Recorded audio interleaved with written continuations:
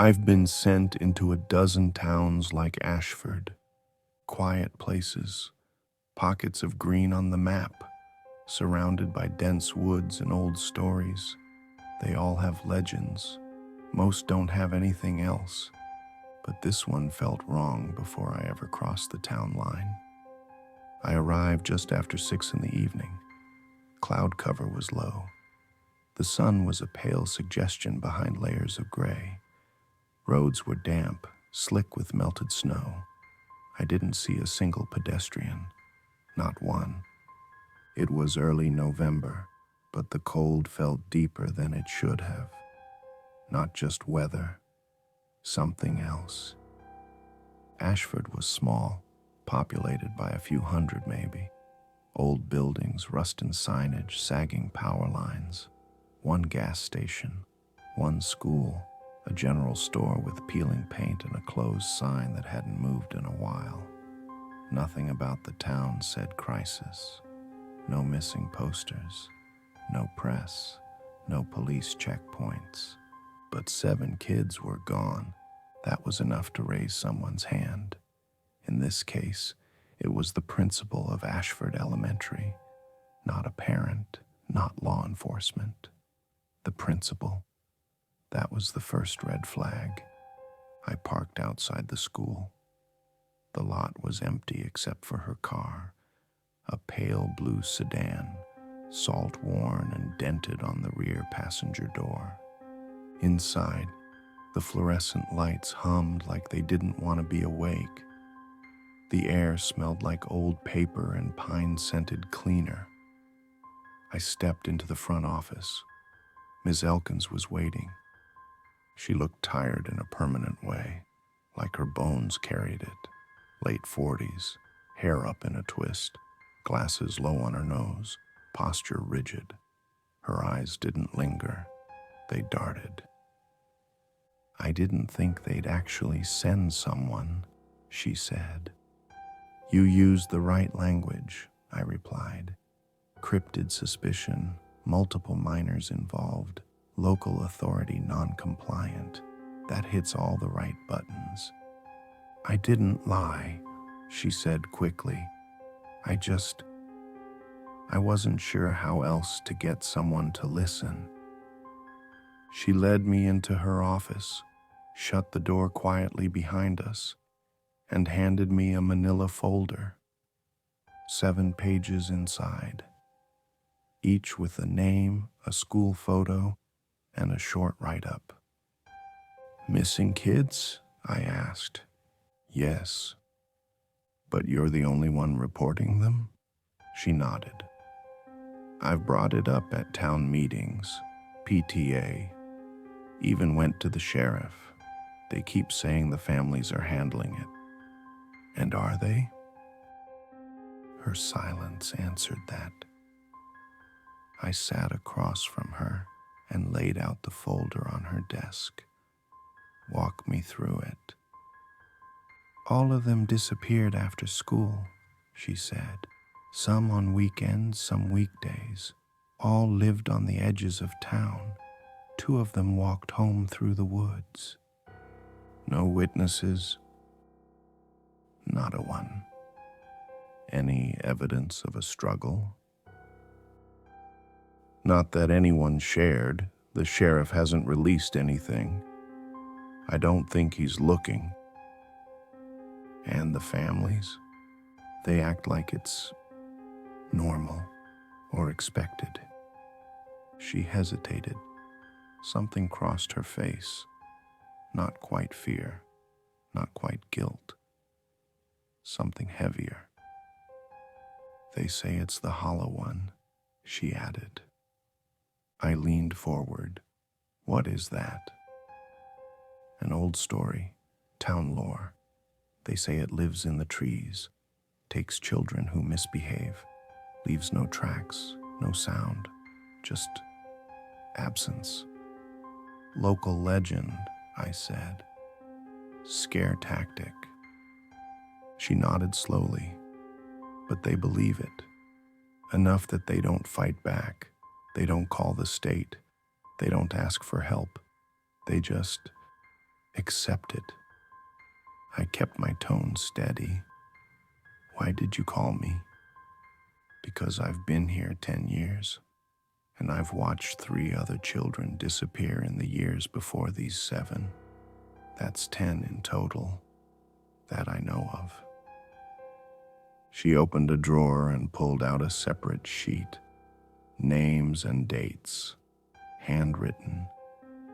No one reports it, she whispered. But they remember. That stuck with me. I left the school with a photocopy of the notes and a crude map she'd marked with addresses, home locations, last seen locations, one trail leading into the woods that bordered the northern edge of town. Ashford doesn't have a real police force, just a sheriff and 2 deputies. No crime scene units, no search and rescue division, no reason to dig deeper unless someone made noise. Apparently, I was the noise. I drove the northern edge of town before sundown and parked near the tree line just to walk the first few feet of the trail. I wasn't expecting anything, but I found something anyway. About 20 yards in, I found a cluster of carved symbols in the bark of several trees.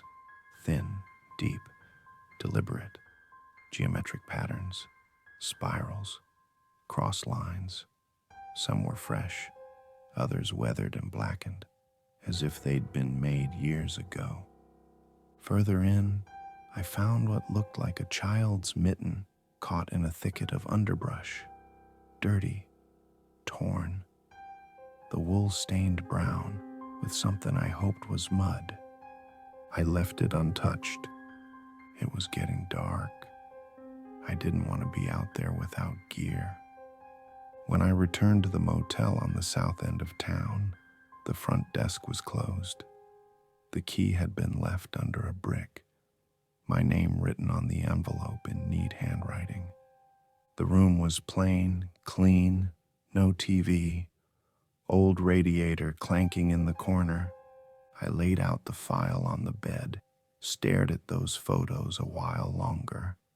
7 kids, no police, no panic, no footprints, nothing but symbols in the trees and a legend with a name that sounded like breath through the pine.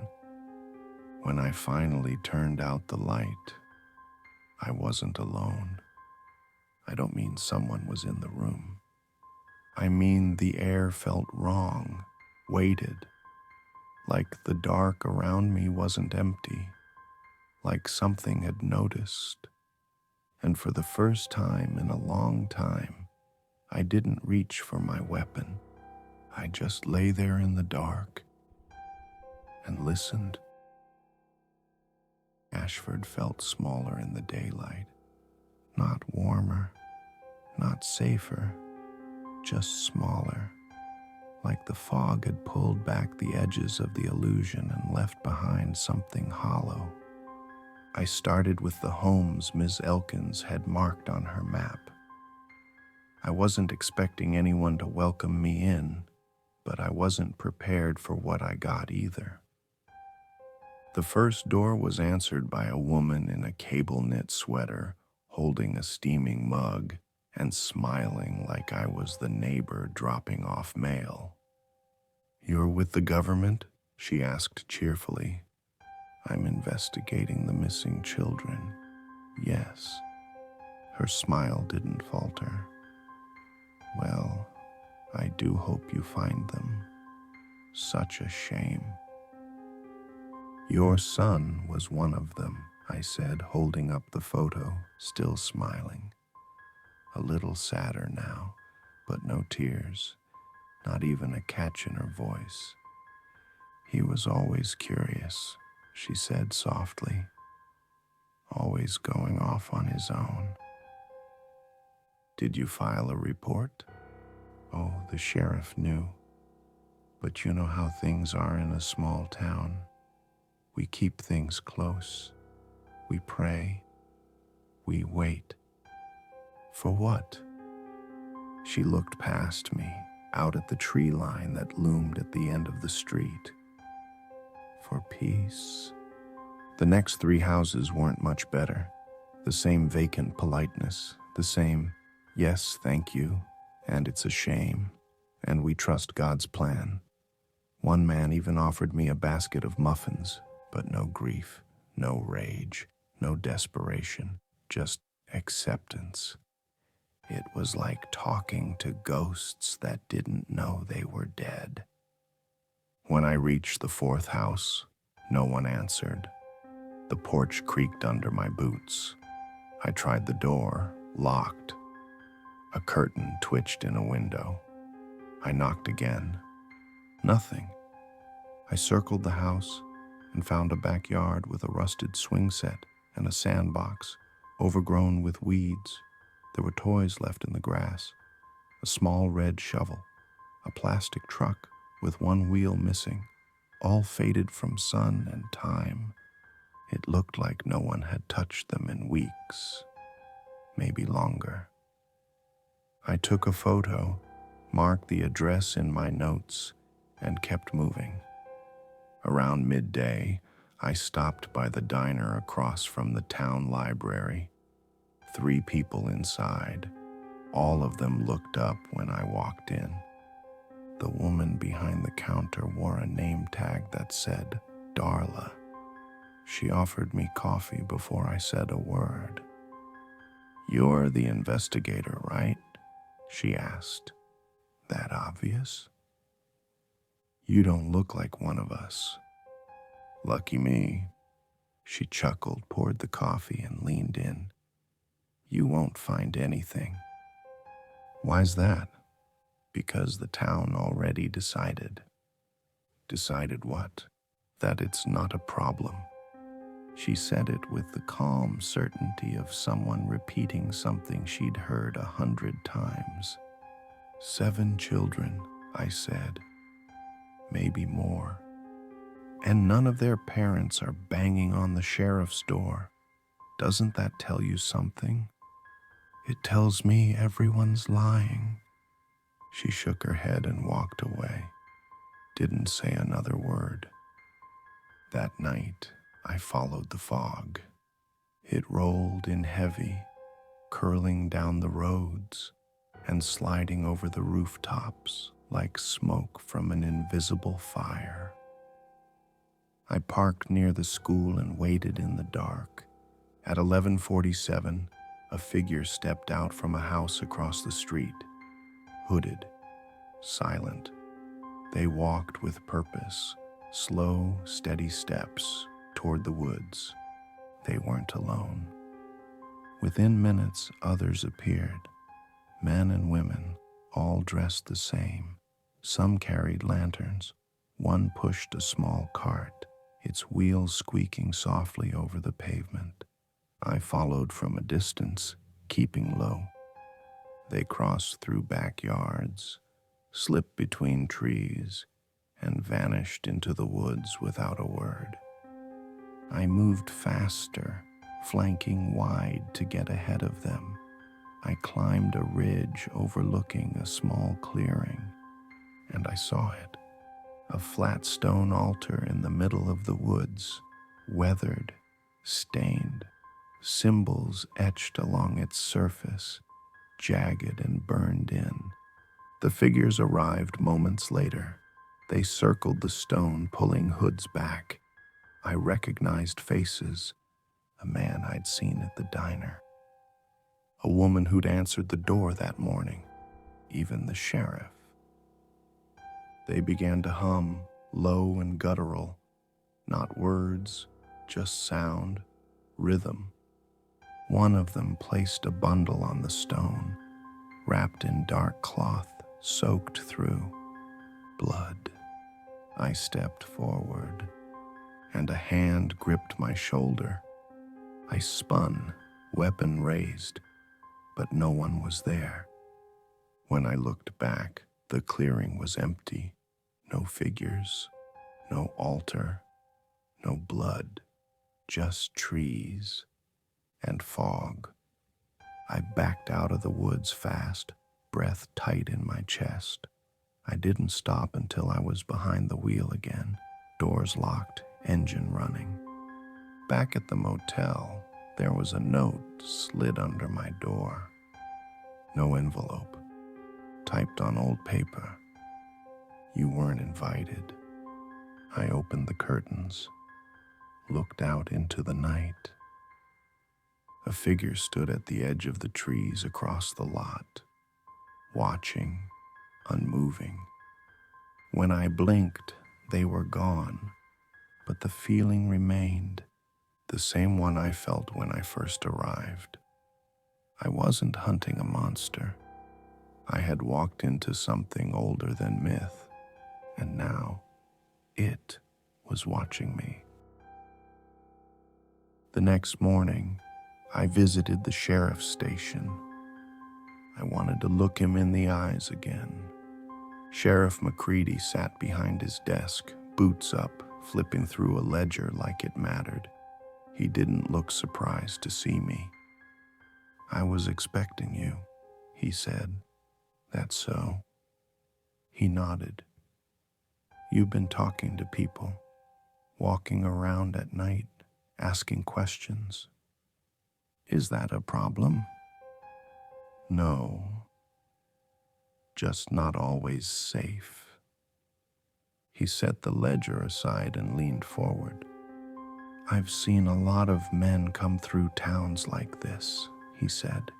Men with badges, men with orders. You all walk around like answers are owed to you. They are, I said, especially when kids are disappearing. He smiled, a patient, condescending smile. You think you're the first to come sniffing around Ashford? The first to wonder why folks seem a little too calm? Am I? No. He leaned back. But you might be the last. I let that hang. Then I stood. I'll be in touch. He didn't stop me, didn't threaten, just watched me go like he already knew the outcome. That night, I went back into the woods. No flashlight, no gear that would slow me down, just my rifle, my sidearm, and a body camera patched into my sat-link. The girl was real. I'd seen her, and that ritual was real. Whatever they were doing, I was going to document it. I'd record every minute, take it straight to my handler, and if I had to shut it down myself, I would. The trail was easier this time, like the forest had opened to let me in. No animals, no insects, just the sound of my boots crunching wet pine needles and the steady rhythm of my breath. Then I saw the light, lanterns, dozens of them. I crouched low and approached through a slope overlooking the clearing.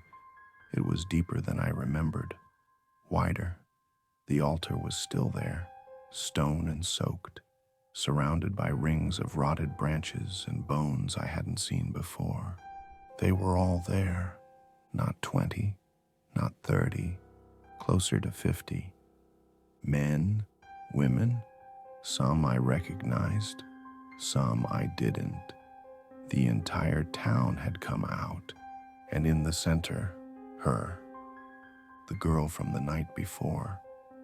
She stood now, barefoot, arms extended, eyes closed. Her dress was white, thin, and fluttered slightly, even though the air was still. A robed figure stepped forward and raised a book. Its cover was hide-slick and cracked. I couldn't read the writing, but it wasn't English. They began to chant, not loud, not ecstatic, just steady, measured, as if they'd done it before. Dozens of voices in unison. The girl didn't flinch. I recorded everything. Then I stepped into the clearing. The moment I moved, every voice stopped. I aimed my rifle at the figure holding the book. Step away from her. No one moved. I raised my voice. Do it now. The book lowered, and the figure pulled back his hood. It was the sheriff. Of course. Agent Moore, he said calmly. This doesn't concern you. 7 children are missing. 1 is standing in front of you, about to be sacrificed. She's not being sacrificed. His voice was too calm, too rational. She's being prepared. For what? He smiled. For his return. I looked at the girl. Still no fear. Still no trembling. Just serenity. Like she wasn't being forced. Like she wanted to be there. That's what gave me pause. I stepped closer, still aiming. Back away. Now. The sheriff nodded and took a step back. The rest followed. I walked to the girl. She opened her eyes and looked up at me. Her pupils were dilated, almost black, but she didn't resist. I knelt. Are you hurt? She shook her head. Do you want to come with me? I was told I should, she said, that you'd take me. I froze. You were told. She nodded. He said it would happen this way. I turned back to the crowd. Who is he?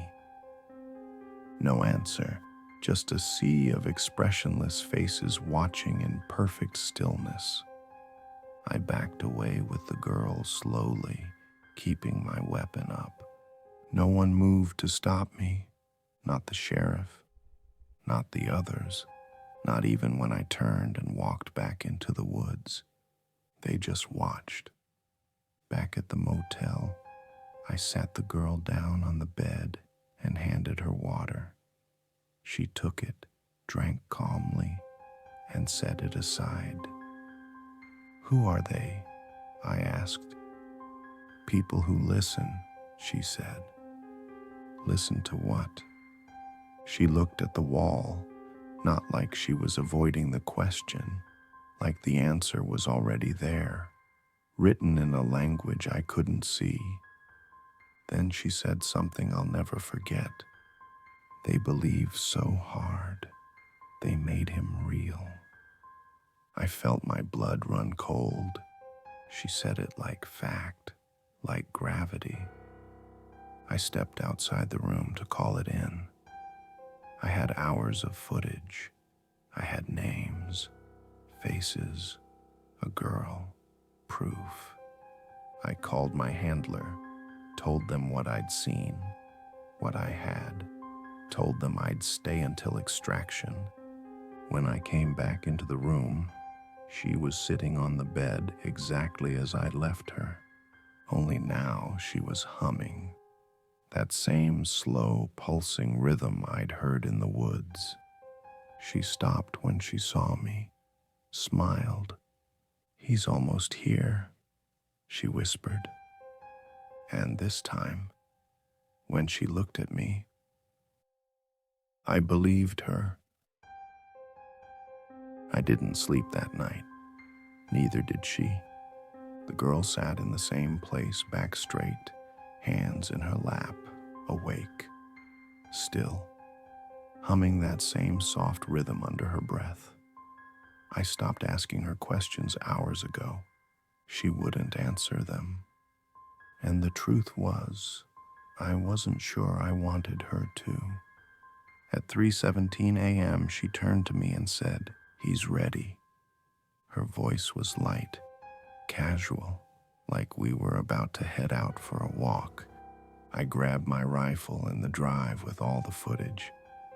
If this was going to end, I'd end it on my terms. I radioed headquarters, told them I was moving locations, and left out the rest. They wouldn't believe it anyway. We stepped into the cold. The fog was thicker than I'd ever seen it, like the town was drowning in smoke. The motel disappeared behind us after 10 paces. Streetlights hummed above, but gave no warmth, no clarity. Ashford wasn't asleep. Ashford was waiting. We didn't speak as we walked. The girl led the way, barefoot on frostbitten asphalt. Her humming grew louder with each step.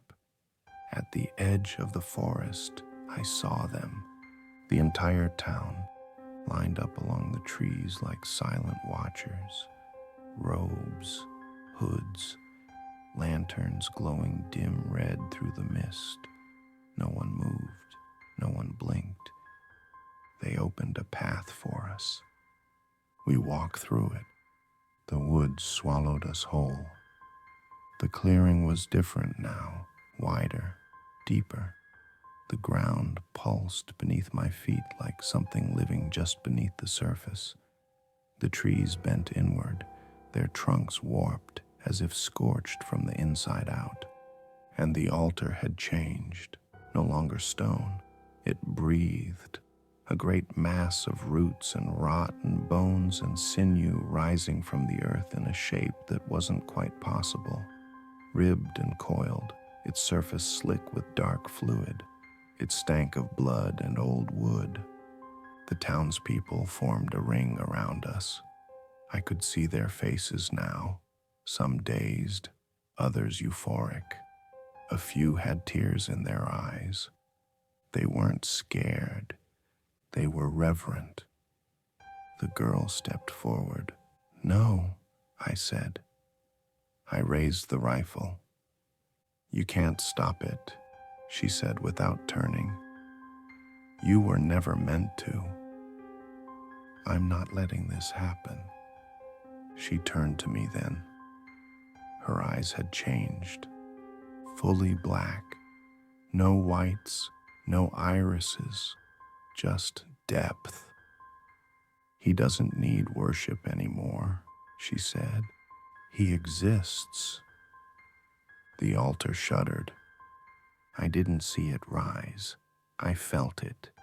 A shape, massive and ancient, uncoiled from the base of the altar. Limbs made of roots and muscle. A head that wasn't a head, just a mask of bark split with a wide vertical seam that wept steam. Its body pulsed with a heartbeat that wasn't sound, but pressure.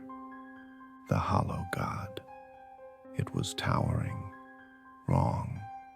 It didn't belong in reality, but it stood there, undeniable.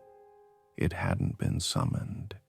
It had been built through decades of fear, of silence, of ritual, of belief. The girl knelt before it. "Stop!" I shouted, stepping forward. She turned, smiling again. "You're not here to stop it," she said. "You're here to see." The hollow god bent forward, and I saw, not memories, not visions. Belief made real. Every story, every whispered warning, every parent who said, "Don't go into the woods or the hollow one will take you," every lost child, every unreported disappearance, every willing sacrifice, it had all shaped this thing. This wasn't a cryptid, not a creature hiding in the forest. It was an idea, worshipped long enough, fed often enough. It had found a way to take form, not from some other world, from us. I fired. The bullet hit its shoulder and vanished into the bark. It didn't bleed. It didn't flinch. It simply looked at me, and for one terrible second, I understood something I will never be able to explain. It was not angry. It was grateful. The girl stepped onto the altar. She was not taken. She was absorbed. her body folded into the mass like water into earth. The hollow god exhaled a groan so deep the forest trembled. Then it pulled itself backward, vanishing into the earth like a memory, leaving behind only the altar, pulsing still. The townspeople dispersed. No applause, no celebration, just silence, as if they had attended church and were returning to their homes. I stood there alone for an hour before I moved. No one stopped me. Back at the motel, I uploaded every file, every image, every second of footage. By morning, it was gone. Not the motel, not the footage. The girl, no record, no image, no audio of her voice. Just a single empty frame where she'd once stood. HQ said they'd investigate, said to keep quiet until the official story was released. The official story, an unstable rural community, a cult of silence, a government agent who narrowly prevented another Waco. They told me not to pursue it further, told me to leave Ashford behind. I said nothing, but I still see her in my dreams. I still feel the pressure of that heartbeat when I close my eyes. And when the wind comes in from the pines, I swear to God, I hear humming.